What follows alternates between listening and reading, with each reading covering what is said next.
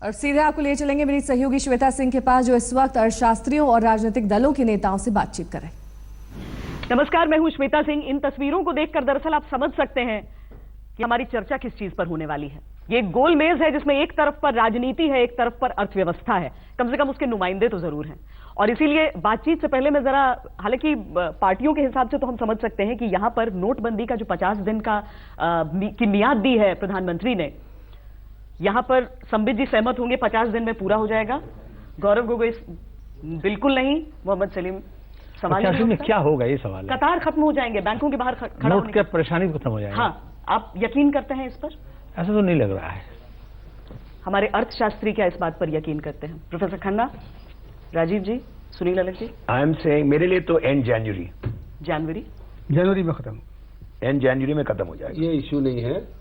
इससे फायदा क्या होने वाला है, ये बिग क्वेश्चन। हम धीरे धीरे उस पर आएंगे, लेकिन क्या वो क्योंकि आम लोग जो हैं वो उस 50 दिन की तरफ देख रहे हैं अभी कि वो काउंटडाउन उनके लिए शुरू हो चुका है। देखो, ये तो this will depend on the, जिस तरह इनकी प्रेसें चल रही हैं जी, और वो माल कितना वहां से आ रहा है उस पर डिपेंड करेगा। उसकी जानकारी मुझे नहीं। देखिए, आसान होता जाएगा, बट एंड जैन। देखिए, मैं इसमें तो कोई शक नहीं है कि प्रधानमंत्री जी ने 50 दिन की बात कही है और हम सबको 50 दिन पे विश्वास करना चाहिए। दूसरी बात, मैं यहाँ एक नवरात्र फिनोमेना करके ऐड कर रहा हूँ। देखिए, नॉर्थ इंडिया में नवरात्र होता है तो जो लोग नॉन वेजिटेरियन होते हैं और उनको वेज बनना होता है 9 दिन के लिए, वो ऐसे घड़ी देखते हैं कि 12 बज गया, अब छोड़ दिया। और जैसे ही समाप्त होता है 12 बज गए रात के, अब खा लिया। देखिए, ये 12 बजे रात को सब समाप्त हो जाएगा। इस प्रकार के एक मनस्थिति से हमें बाहर निकलने की आवश्यकता है। वो भी 50 दिन में नहीं तैयार है। देखिए, ये 50 दिन हो गए और अभी एकदम द लाइन्स वेपराइज, ऐसा तो नहीं होगा। नहीं तो 50 दिन की मियाद किस चीज की? देखिए, 50 दिन की मियाद है कि जो दिक्कतें चल रही हैं, और भी दिक्कतें हैं। खुद प्रधानमंत्री ने कल जो पार्लियामेंट्री समिति को एड्रेस किया पार्लियामेंट में, उन्होंने कहा हमें पता है दिक्कतें हैं, हम दिक्कतों से आंख मूंद ले तो ये एरोगेंस कहलाएगा। मगर अगर हम ये कहें कि ये दिक्कतें हमेशा के लिए या 1 महीने के लिए रहने वाली है, ऐसी बात नहीं है। 50 दिन के बाद धीरे धीरे लाइन छोटी हो जाएंगी, पैसे बैंक्स में आ जाएंगे, आपकी जो सहूलियतें हैं वो बढ़ जाएंगी और असुविधाएं घट जाएंगी। कुल मिला के यही है।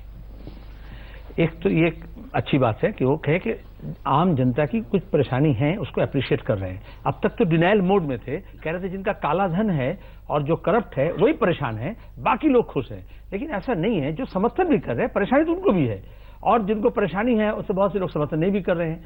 लेकिन सबसे बड़ी बात यह है कि 50 दिन वो बोले, बात की बात है। आप उस तरह से न ले कि 50 दिन खत्म हुए या समस्या खत्म हो गई, उसके बाद भी आस्ते आस्ते धीरे धीरे ठीक हो जाएंगे। वो नवरात्रि का उदाहरण दिए, मतलब कंपल्सन में जो लोग हैं उनके लिए परेशानी है। जो लोग इमोशनल में हैं वो 50 दिन के बजाय 50 महीना भी हो तो चल जाएगा। देखिए, समस्या किसके लिए है, कष्ट किसके लिए है? जो गरीब वर्ग के हैं, जो मध्यम श्रेणी के हैं, जो मजदूर हैं, किसान हैं, इनके लिए आज ये संबित जी ने खुद बोला कि 50 दिन में इनके समस्या खत्म नहीं होंगे। इसके बाद भी और यही कहा संबित जी, आप उसके बाद भी समस्या जारी रहेंगे। किन के लिए समस्या एकदम नहीं हुई? जो अमीर हैं, जिनके पास काला धन था, पहले भी पुराने समस्या तो उनको हुई है। कहाँ हुई है? अगर नहीं हुई है तो वो नोट किसके जले हुए इधर उधर बिखरे पड़े रहते हैं, पानी में डूबे रहते हैं। आपको हर दिन इन लोगों के घरों में नए नोट नहीं दिख रहे? कहां से पकड़े भी तो जा रहे हैं। तो पहले भी पकड़े जा रहे थे, तो क्या बदला? बदला ये कि गरीब कष्ट में है। हाँ। बदला ये कि किसान की जो आमदनी है वो कम हो गई।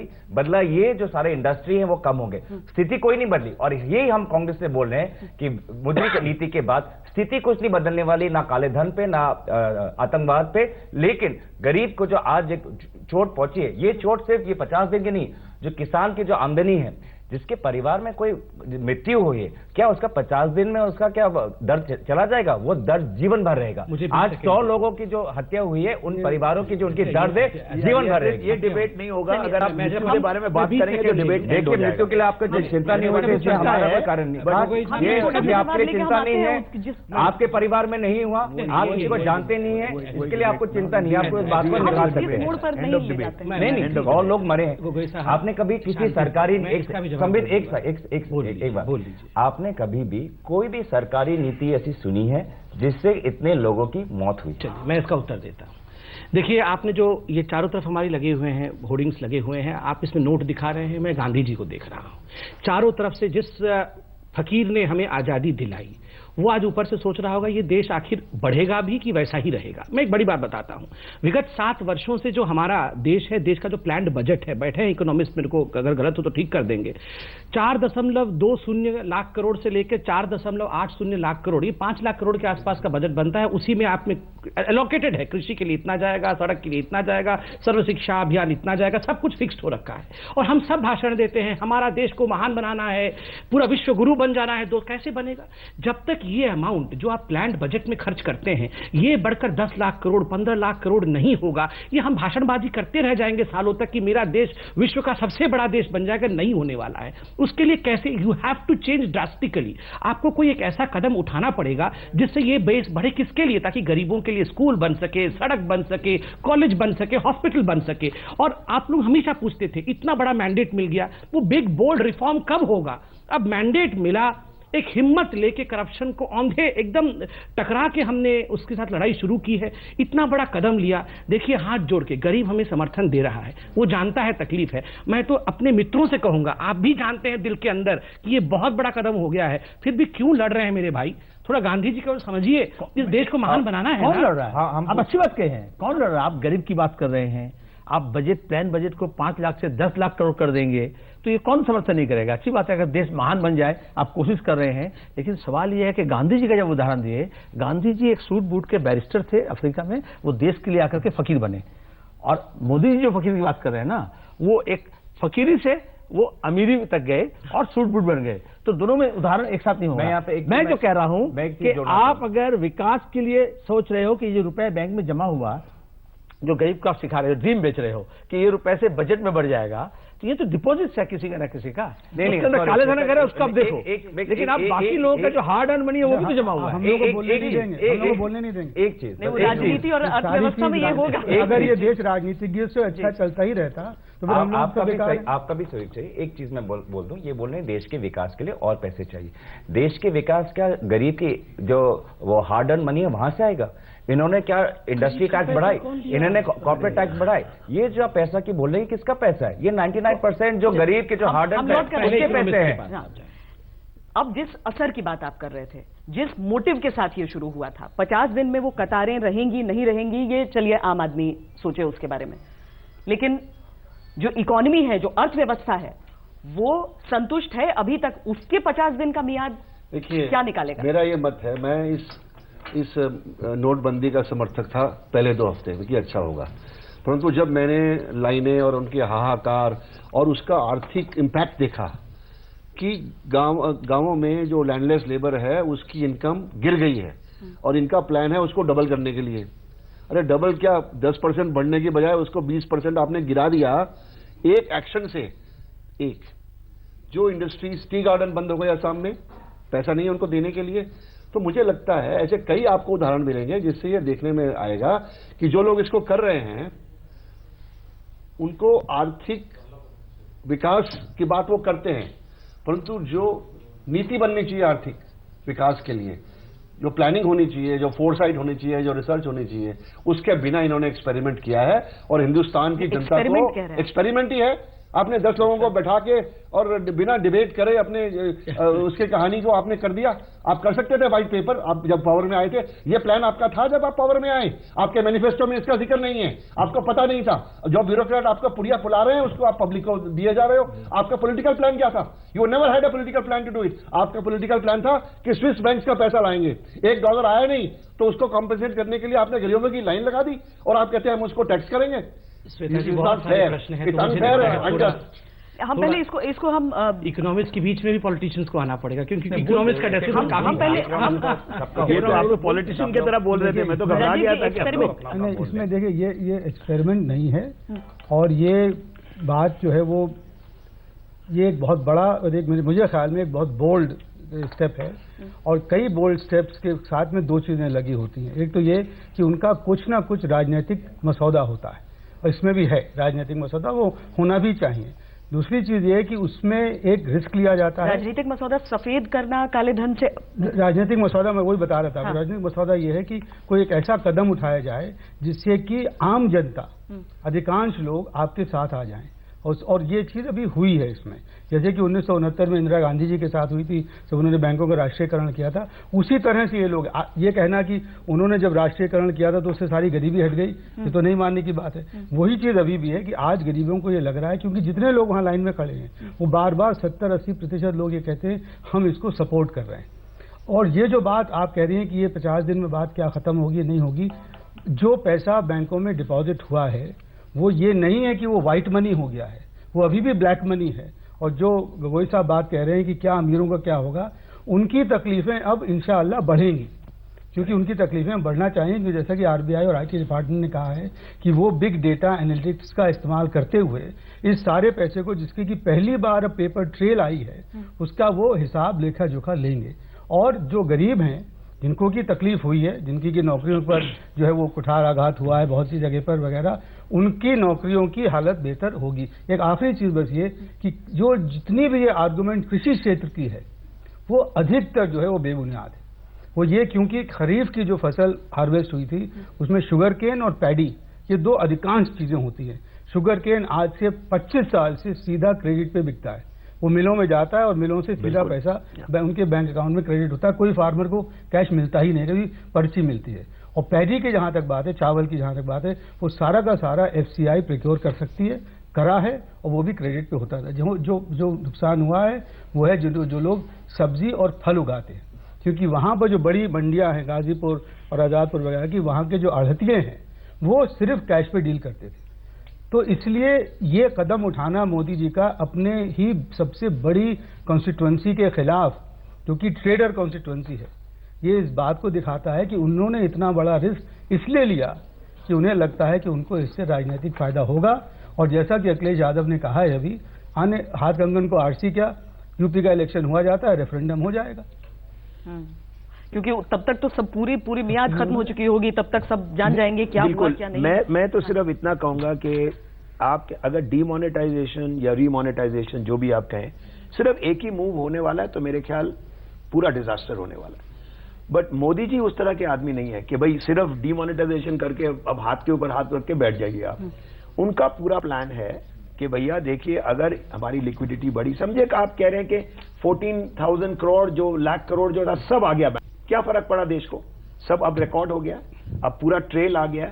अब हमारा देश जो सिर्फ 3% इनकम टैक्स देता है, अगर 7-8% भी बढ़ गया इसके लिए तो टैक्स तो कम होगा ही। You will have to reduce the taxes. कोई भी नहीं सोच रहा है। देखिए 2-3 महीने एक कंट्री के लाइफ में कुछ भी नहीं होता है।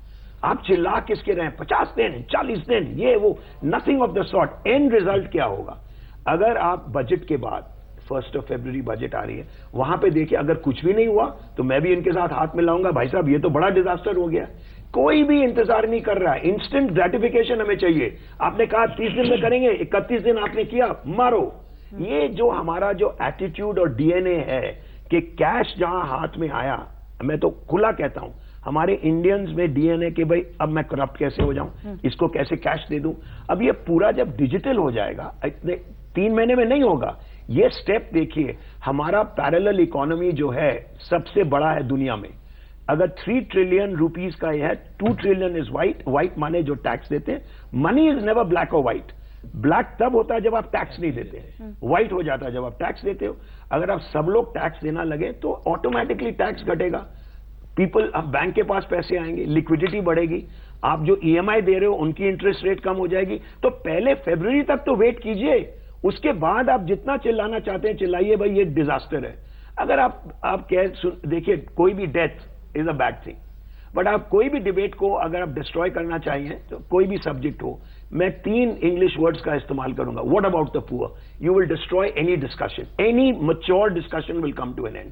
आपकी मां नहीं मरी, आपके बाप नहीं मरा, we are not discussing that, we are discussing an economic policy, whether it's right, whether it's wrong, and I think that's the thing we are discussing. एक मैं आप लोगों से भी पूछना चाहती हूँ, आम लोगों को मुश्किलें हो रही हैं, ये विपक्ष लगातार कह रहा है, नजर आता है, उसमें आप भी सुन रहे होंगे कि कई लोग कहते हैं कि मुश्किल हो रही है लेकिन हम समर्थन में हैं इस कदम के, क्योंकि इसका गोल जो है, लक्ष्य है, वो अच्छा है। अगर आम लोग वाकई नाराज होते हैं तो ये तो बहुत बड़ा पॉलिटिकल गैम्बल हो गया फिर बीजेपी का। फायदा तो विरोधी पार्टियों को होगा। इसमें 2 चीजें हैं। जस्ट बिकॉज एक नीति के लिए जन समर्थन है, उसका मतलब ये नहीं कि वो नीति अच्छी है। देश भर के राजनीतिक इतिहास में देख ले, जितने भी बड़े बड़े नेता थे जिन्होंने जुल्म किए हैं, आपका विरोध नीतिगत है या आम लोगों के लिए है? हमारा ये है कि जो आदर्श है, काला धन कम होना चाहिए, आतंकवाद कम होना चाहिए, इसके हम समर्थन में हैं। ये उन्होंने जो रास्ता लिया है, ये रास्ता अभी हमने 30 दिन में देख चुका है, ये रास्ता व्यर्थ हो चुका है। कॉन्ट्रडिक्टरी। एक चीज जोड़ दीजिएगा, क्योंकि आपके नेता और आप लोग खुद कह रहे हैं कि आप प्रिंसिपली डिमोनेटाइजेशन के खिलाफ नहीं है। आप किसी चीज के खिलाफ है तो आप लोगों के लिए जो इनकन्वीनियंस हो रहा है उसके खिलाफ है। मगर अभी आपने कॉन्ट्रडिक्ट किया ये कह के कि अगर लोग समर्थन कर रहे हैं उसका मतलब ये नहीं कि नीति ठीक होगी, मतलब आप नीति के खिलाफ बोल रहे हैं।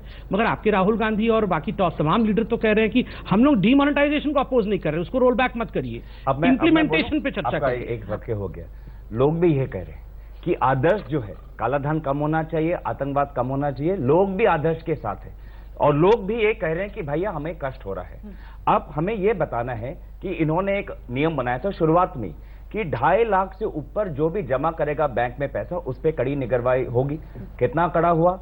आज विभिन्न प्रकार के नियम निकल चुके हैं, चाहे जनधन हो, चाहे एक सरकारी जो कंपनी है उसके विभिन्न लोग हैं, एम्प्लॉयज हो, उनको यूज हो चुका है। आज देखिए इतने सारे पैसे कैसे आ गए। जितने भी एक्सपर्ट्स थे जो शुरुआत में बोल रहे थे कि अराउंड 3 लाख 4 लाख करोड़ वापस नहीं आएंगे, ये काला धन है, ये एक्सटिंग्विश हो जाएंगे, इससे आरबीआई को फायदा होगा। आज तो वो नहीं हुआ। दूसरी बात ये है कि मैं बता रहा हूं कि आने वाले दिनों में, आज नहीं, आज तो माहौल अलग है, आने वाले दिनों में जब इसका मूल्यांकन होगा, सबसे ज्यादा ऐतिहासिक अहंकारी निर्णय इसे कहा जाएगा जिस निर्णय में प्रधानमंत्री जी ने अर्थशास्त्र के एक्सपर्ट्स को ना पूछ के, 1-2 लोग जो सरकार के भी प्रतिनिधि नहीं है, चीफ इकोनॉमिक एडवाइजर भी नहीं है, उनके आधार पे ऐसी एक निर्णय बनाई है जिसका लोगों का इतना ये नुकसान हुआ है। मैं बता रहा हूं आने वाले दिन में सबसे ज्यादा अहंकारी निर्णय जिसके कारण देश के ग्रामीण क्षेत्र में, इंडस्ट्री में, स्मॉल माइक्रो इंडस्ट्री में आग लग चुकी है। मैं इसका जवाब देता हूं। बहुत लंबा इन्होंने प्रश्न पूछा है। पहली बात है, मैं आपको एक उदाहरण देके पूछूंगा और मैं बड़ा आश्चर्यचकित होता हूं कि ये सब सच्चाई जानते हुए भी हम लोग आंख मींच करके कैसे बैठे थे। नंबर 1, अगर श्वेता जी आपको, मेरे को या अलग साहब को एक प्रॉपर्टी खरीदनी हो दिल्ली में, तो आप प्रॉपर्टी खरीद लीजिए। कैसे खरीदेंगे? एक आप चेक लेके जाएंगे 20 लाख रुपए का और एक बैग में 40 लाख रुपए लेके जाएंगे। हर कोई करता था, हर कोई करता था, हर किसी को मालूम है, प्रधानमंत्री से लेके सभी मंत्रियों को मालूम है। उसके बाद भी ये देश 60 वर्ष तक आंख मींच कर बैठा रहा। ये नॉर्मल है, चलने दो, हम इसको छेड़ेंगे नहीं, क्योंकि सिंडिकेट डिस्ट्रॉय हो जाएगा, वो जो नेक्सस ये नाराज हो जाएगा तो हमारी तो इलेक्शन खत्म हो जाएगी। यही पैसे देते हैं, यही देता है, यही राजनेता है, यही बिजनेसमैन है, इनको हम छुएंगे नहीं। छुएंगे तो चलने दो इनको, 40 लाख दो, तुम पीछे से दो। आप किसी भी दुकान पे, छोटे से शहर में दुकान में चले जाइए तो वो बोलेगा कच्ची बिल्टी दूं, पक्की बिल्टी दूं। आप आंख बंद करके मुझे कच्ची दे दो, छोड़ दो ना, वो मुझे कम सस्ता दो मगर छोड़ दो। ये देश कैसे चलेगा? ये सब कोई जानते थे। जानने के बावजूद भी हम द्रौपदी का चीरहरण अपने सामने होने दे रहे थे। कोई वस्त्र देने को तैयार नहीं था। एक व्यक्ति ने हाथ उठाकर वस्त्र देने की क्या कोशिश की है? सब लोगों ने क्यों वस्त्र दिया, क्यों वस्त्र दिया? और इकोनॉमिस्ट है खन्ना साहब, मैं बहुत इनका इज्जत करता हूं। इन्होंने कहा डिबेट होना चाहिए था ये सबसे पहले। अरे डिबेट होता तो मूल कारण ही ध्वंस हो जाता। अगर डिबेट होता कि ये करे या ना करे तो सारा सोना खरीद लेते, सब जमीन खरीद लेते। एक second, I will only say one thing. एक सेकंड, जो 2.5 लाख की बात की है, मैं आई जस्ट वांट टू से एज अ ले पर्सन, आप मिसकम्युनिकेट पब्लिक को मत करिए।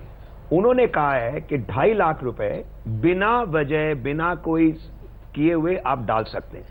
अगर आप 2.5 लाख से ज्यादा डाल रहे हैं, मैं क्लियरली कह रहा हूं, माई वाइफ 6 लाख रुपए उनके पास था, मैंने कब पूरा डाल दिया, क्योंकि मैं निकाल रहा हूं अपने बैंक से, वो बचा रही है, मैंने कहा डाल दो।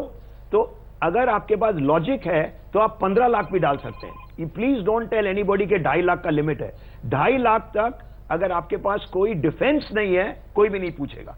और अभी भी इनकम टैक्स जो कह रही है, द लेटेस्ट सर्कुलर इज, सबके पास एक लेटर आएगा, आप रिप्लाई कर दीजिए in writing, they will look at it, they will see it's okay, कोई हरासमेंट नहीं होगी। Please communicate correctly. छोटी सी बात जो गौरव कह रहे थे ना, और जो बहुत से लोगों की मान्यता थी कि अगर उस पहले 2-3 हफ्ते में रुपयों की बॉनफायर हो जाती, रुपए सड़क पे गिर जाते, नदियों नालों में बह जाते तो बड़ा अच्छा होता, तब वो इस बात का एग्जाम्पल द्योतक होता कि काला इकॉनमी पकड़ा गया।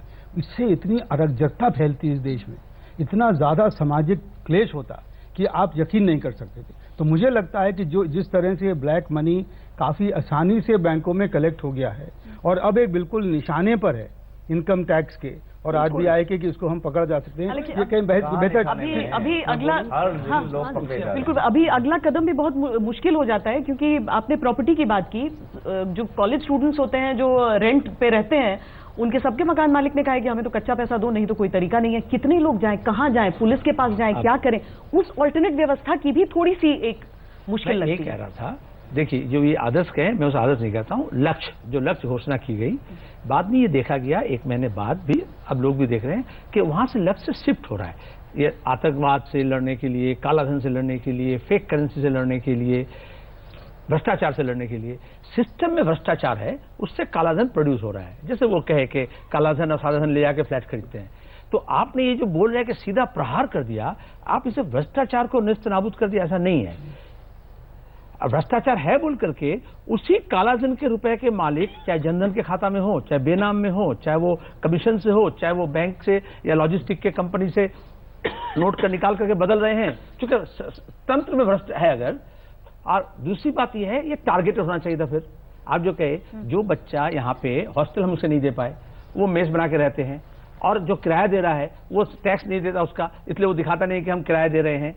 अब आप जो ये प्रॉपर्टी डील जो कर रहे थे या सिंडिकेट जो थे, जब सबको मालूम है, मंत्री से लेकर प्रधानमंत्री को, तो आपके ये टारगेटेड होना चाहिए था। जैसा डार्ट में होता है ना, टारगेट करके आप मारते हो, आपने टारगेट कुछ बोला और निशाना कहीं साधा, इससे गलती हो गई। सब लोगों को आप कहे कि जितना रुपए है 500-1000 का, सब जाके धोबी घाट में जाओ और धुला करके देखो उसमें सादा या काला है। बल्कि जहां धब्बा था और दाग था, उसको आपने स्विच लॉन्ड्री में भेज दिया, वहां से वो वाइट कर लेंगे। लो, आपको बाईपास कर दिया। आपने इतने बाईपास किए, ये कह रहे हैं कि बहुत अराजकता फैल जाती है अगर सबका नोट एक साथ अगर खराब हो जाता, तो आपने इतनी एवेन्यूज और बाईपास दे दिए जिसमें जिनको जहां पहुंच थी, जिसका जितना रिच था, नेटवर्क था, वो उसको बदलने का कोशिश कर लिया। और जो आम जो लोग हैं, जिसको डेली वेज अर्नर है, वो जो पैसा 500 का अगर लेगा तो उसके पास नहीं है, जो चाय पत्ती प्लग कर रहा है। ये जनाब कहें अभी अर्थशास्त्री हैं, लेकिन प्रैक्टिकल मैं समझता कोई अनुभव नहीं है। मैं जिस क्षेत्र से आता हूं वो धान का इलाका है, पैडी का इलाका है। पैडी एफसीआई खरीदती थी पहले, सरकार आस्ते आस्ते उसको, पहले पिछली सरकार से ही एफसीआई अब डायरेक्टली खरीदती नहीं है। सुन लीजिए, राज्य सरकार हो या एजेंसीज हो या राइस मिल हो, उनके जरिए से खरीदते हैं। और जब धान खरीद आया बाजार में, उस वक्त कोई खरीदने वाला नहीं था। मैं बंगाल से आता हूं, बंगाल की सरकार भी अब कह रही है हमारे पास पैसा नहीं है, हम चेक से देंगे। और जब तक धान जो है डिस्ट्रेस सेल होना शुरू हो गया, सरकार की जो घोषित पैसा होती है, उससे पहले जो आड़तदार हैं, वो जैसे भी हो, कूपन से हो, जैसे बोलते हैं कि शुगर केन वाले का वो किराया खरीदता है, बाद में पैसा देता है, तो वो उसका जो डिस्ट्रेस सेल है वो ले लिए, और जो किसान है वो मर गया। मैं साफ साफ बोल रहा हूं। इसलिए मन में आप अगर देखेंगे हिसाब में, क्विंटल के हिसाब में देखेंगे, तो उसको सरकार का घोषित लक्ष्य क्या था कि हम 1.5 गुना देंगे, और उसको भी आधा में बेचना पड़ा, और वो परेशानी हो गई। आप उस परेशानी को स्वीकार नहीं करेंगे तो गलत होगा। दूसरा बात है कि जो कैश में ट्रांजैक्शन किए वो सब कालाधन है। कौन बोला सब कालाधन पैसा आ गया? जैसे आपकी वाइफ के बारे में कहे, मैं कह रहा हूँ कालाधन अगर उसके पास हिसाब है, लॉजिकल हिसाब वही तो बोल रहे थे। अब एग्रीकल्चर में टैक्स नहीं था, वही वो मैं कह टैक्स रहा नहीं हूँ। दिया। टैक्स नहीं दिया मतलब ये नहीं है कि उसके पास वो कालाधन, वही मैं कह रहा हूँ, उसका लॉजिक मैं कह रहा हूँ। आप जो सुनील जी कहे, मुझे लगता है मैं वही कह रहा हूं। सवाल ही आएगा आपके पास। बहुत ज्यादा सवाल आप एक शब्द में कर दीजिए, जवाब दे देता हूँ। देखिए, सिद्धांत रूप में अगर ये सही तरह इंप्लीमेंट होता, योजना रूप से होता, तैयारी के साथ होता, और ये समझ के होता कि कौन से सेक्टर्स कैश बेस्ड इकोनॉमी है, कहाँ फॉर्मल ट्रांजैक्शंस हैं, कहाँ इनफॉर्मल इकोनॉमी है, और लेकिन उस तैयारी में तैयारी से होता तो नहीं होता। देखिए सीक्रेसी वाला ऐसा है, अगर बहुत ही तैयारी से बात होता बताता हूं तो ये इस तरह का रोना बैंकों के बाहर नहीं होता। हालांकि मैं ये मानता हूं जो अलग साहब कह रहे हैं कि आप रुकिए, देखिए फरवरी मार्च में व्हाइट पेपर गवर्नमेंट लाए, बताए कि इतने लोगों को तकलीफ देके हमने क्या देश का फायदा किया। बिल्कुल वही मैं अगर देखिए, आप जब यूपीए का काम शुरू हुआ था तो 1 करोड़ टैक्स पेयर थे। जब आर्थिक विकास शुरू हुआ था, इकोनॉमिक रिफॉर्म का प्रोसेस 91 में, तो 1 करोड़ के करीब टैक्स पेयर थे। आज 4 करोड़ हो गए, मोदी गवर्नमेंट के आने से पहले 4 करोड़ हो गए। तो जो काम 20 साल में हुआ, अगर आप इस डंडे से उसको 1 महीने में डबल करना चाहते हो तो नहीं होने वाला है। वो ये बहुत दूरगामी आर्थिक नीति का परिणाम है। 1/4, 1/5 की स्कीम्स निकली थी लोगों को टैक्स रिटर्न बढ़वाने के लिए, तो उस तरह की सोच नहीं हुई। ये एक हैम हैंडेड तरीके से आपने अब आप 30 लाख लोगों को नोटिस भेजोगे, ये 30 लाख में से अगर आधे भी स्क्रूटिनी में चले गए तो कितने साल कचहरियों में आपके मुकदमे चलते रहेंगे? नहीं, बट ये काम वकीलों का और चार्टर्ड अकाउंटेंट्स की ये प्रैक्टिस का बनाने अजम्पशन वाला मत होने वाला है। करिए, अजम्पशन मत करिए कि आधे लोग स्क्रूटिनी में चले जाएंगे। क्यों चले जाएंगे? नहीं तो आप भी यही है और हम भी यही हैं, उसमें क्या है? देखेंगे ना। भाई प्लीज 1 मिनट मैं खत्म कर रहा हूँ ये डिस्कशन जो आप कह रहे हो कि सब कुछ ठीक है, सब स्क्रूटिनी में जाएंगे। हमारे पास वो बड़े लोगों को पहले पकड़ेंगे। लेटर्स तो सबके पास जाएंगे, आप रिप्लाई कर दीजिए, वो वहां पे देखेंगे कि आपका है, आपके पास आएंगे ही नहीं। इसका तो मतलब है आपने इनकम टैक्स रिटर्न फाइल करी नहीं रिसेंटली। नहीं भैया, मैं पैसा देना पड़ता है आज भी। एक second let me answer his question. You right, वो मैं शुरुआत में कहा कि हमारे डीएनए में करप्शन है। आप कह रहे हैं 1 महीने में चेंज हो जाएगा, नहीं। अब कोशिश हो रही है कि हम तो we are innovative in how to bring about corruption in our country. यहां से भी कैश कर लो। अच्छा, जो लड़का, मैं कह रहा हूं 1 सेकेंड, आप मेरे पास कोई भी आए, आपके पास आप कहने मेरे पास कैश नहीं है, मैं नहीं दूंगा। 4 लोग और कह दे नहीं दूंगा, कहां जाएगा? सेकेंड गाय से मैं देता हूं। So you have to stop it. We have to stop this corruption ourselves. देखिए, अगर करप्शन स्टॉप करनी है तो पार्टीज के लीडर्स कहें हम पॉलिटिकल डोनेशन चेक से लेंगे, कैसे लेंगे? नहीं, क्या बात कर रहे हो? 80% डोनेशन कैसे ले रहे हैं आज भी? जवाब दे रहा हूँ सर, जवाब दे रहा हूँ। नंबर 1 सर, देखिए मैं बड़े ध्यान से सुन रहा हूँ, सारे इकोनॉमिस्ट को सुन रहा हूँ, सबके अपने अपने राय हैं, अच्छी बात है। एक राय जो उभर के आ रही है कि हाँ वो टैक्स बेस तो बढ़ जाएगा, आपको एक्सप्लेनेशन देना पड़ेगा, मगर ये कैसे होगा? इतना कोर्ट आपके पास नहीं है, इतने इनकम टैक्स वाले नहीं है, कितने लोगों पे आप डंडाबाज बरसाओगे? सारे चोर तो हैं, ठीक है, जो काला धन बना रखा है जिन लोगों ने, वो बदमाश तो हैं, मगर कितना डंडा बरसाओगे? इतने डंडे तो नहीं है हमारे पास। ये कौन सा assumption है जी? करेक्ट, कि बदमाश तो हैं, ये मर्डरर भी हैं, ये बदमाश भी है, मगर हमारे पास इतनी पुलिस थोड़ी, इससे अच्छा है कि छोड़ दो इनको। कुल मिला के अच्छा ये है कि शरीफ आदमी के भी डंडे पे जाओ। बिल्कुल नहीं, यही तो कर रहे हैं, सबको एक ही लाइन में लगा दिया। शरीफ आदमी आप लोगों को सुन रहा था सर, सुन लीजिए, शरीफ आदमी की भी सुन लीजिए, थोड़ा डंडा मत बरसाइए। राजनीति में शरीफ आदमी कब से जाने लगे बताइए मुझे? तो जब से इकोनॉमिस्ट जा रहा है सर इकोनॉमी में, शरीफ आदमी इकोनॉमी में तो जा रहे हैं। शरीफ आदमी अपना विषय रख दो। सर देखिए, ये प्रिजम्पशन कि हमारे पास सिस्टम नहीं है इसलिए एक स्टेटस कोइस्ट बने रहे, चोरी चल रही है तो चलने दे, टैक्स नहीं चल दे रहे हैं तो नहीं देने दे, क्योंकि हमारे पास उनको पकड़ने का सिस्टम नहीं। कहीं तो श्वेता जी ये बदलेगा ना। तो एक व्यक्ति ने सिस्टम बदलने की कोशिश की है, ये लूटने की कोशिश नहीं की है। दूसरी बात, मैं दोनों अपना, मेरे भाई बैठे हैं, दोनों के भाइयों को जोड़ते हुए बात रख रहा हूं। अभी बहुत बड़ी बात सलीम साहब ने कही। सलीम साहब आप लेफ्ट के हैं, लेफ्ट का मेन फाइट रहता है कि गरीबों की हक की लड़ाई कैसे हो, न्यूनतम मूल्य कैसे मिले, मिनिमम वेज कैसे मिले। आप देखिए, आप खुद जानते हैं कि मिनिमम वेज की लड़ाई में हम हस्ताक्षर कराते थे कि 8,000 ले लो तुम काम करके, देते थे 2,500 3,000, बाकी हमारे कॉन्ट्रैक्टर के जेब में जाता था। 10.5 lakh Assam tea garden worker है, उन सबका अकाउंट खुल गया है, सबका खुल गया है, अकाउंट में पैसे गए हैं। आप 8,000 पे साइन चाहते थे, 8,000 ही भेजना पड़ेगा। मैं बोलता हूँ रातों रात ठीक नहीं हो जाएगा, मगर आपका न्यूनतम वेज वाली लड़ाई हम लड़ रहे हैं, अब आप नहीं लड़ रहे हैं। सुनिए मैं कंप्लीट कर दूं। दूसरी बात सर, दूसरी बात आपने कहा कि उनको प्रैक्टिकल नॉलेज नहीं है, आपको प्रैक्टिकल नॉलेज है। बोला खेती का मैं क्षेत्र से आता ना, आप बड़े हैं, आप बड़े भी हैं और एक्सपीरियंस भी है, मगर थोड़ा सा मजाक भी तो कर सकता हूँ आपके साथ।